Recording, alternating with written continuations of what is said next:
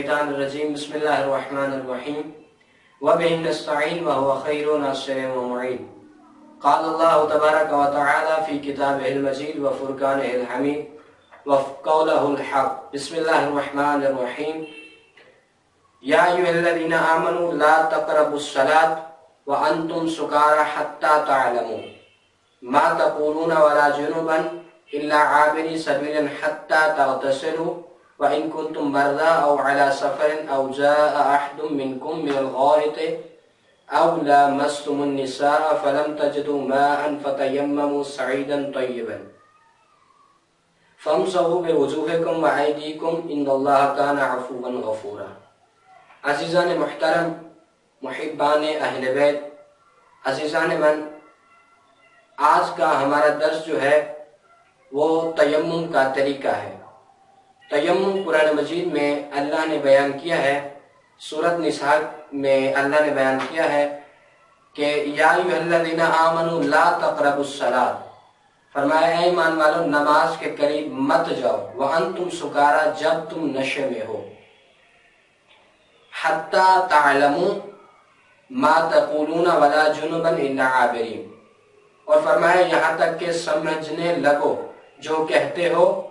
اور نہ اس وقت کے غسل کی حاجت ہو مگر راہ چلتے ہوئے یہاں تک کہ غسل کر لو۔ فرمایا کہ نماز کے قریب نہ جاؤ جب تم نشے میں ہو، اور نماز کے قریب اس وقت نہ جاؤ جب تمہارے اوپر غسل واجب ہو گیا۔ اگر تم غسل کر لیتے ہو اس کے بعد نماز پڑھ سکتے ہو۔ اور آگے فرمایا وَإِن كُنتُم مَرْضَىٰ أَوْ عَلَىٰ سَفَرٍ أَوْ جَاءَ أَحَدٌ مِّنكُم مِّنَ الْغَائِطِ، فرمایا جب تم مریض ہو یا سفر میں ہو، یا آیا کوئی شخص تم میں سے جائے ضرور سے، یا پاس گئے ہو، او لامستم النساء، عورتوں کے پاس گئے ہو، فلم تجدوا ماء،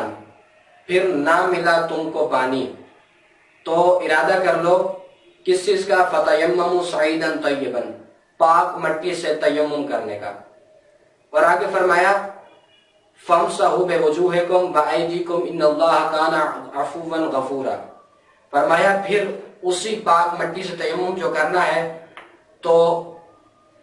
آگے فرمایا فامسحوا بوجوہکم، پھر ملو اپنے منہ پر،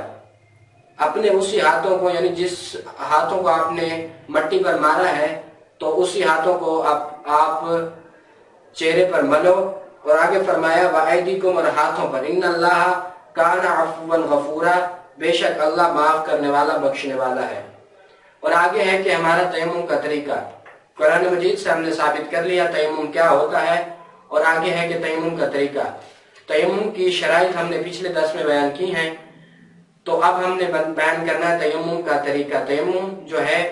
وہ پہلا جو سب سے زیادہ امپورٹنٹ ہے وہ مٹی ہے۔ مٹی سے انسان کو چاہیے کہ تیمم کرے، اور اپنے ہاتھوں کو زمین پر مارے جہاں پہ مٹی ہو، اور دونوں ہاتھوں کو اٹھائے اور جہاں اپنی پیشانی پر رکھے اس طرح، اور دونوں ہاتھوں کو دائیں طرف لے کے جائے، اور پھر دونوں ہاتھوں کو بائیں طرف لے کے آئے، اور اس کے بعد جہاں سے بال اگ رہے ہیں وہاں سے اپنی ہتھیلیوں کو رکھے اور چہرے کی طرف کھینچ کے لے کے آئے، اس طرح۔ اور آگے فرمایا کہ اپنے ہاتھوں پر بھی ملو، وایدیکم، اور اپنے ہاتھوں پر بھی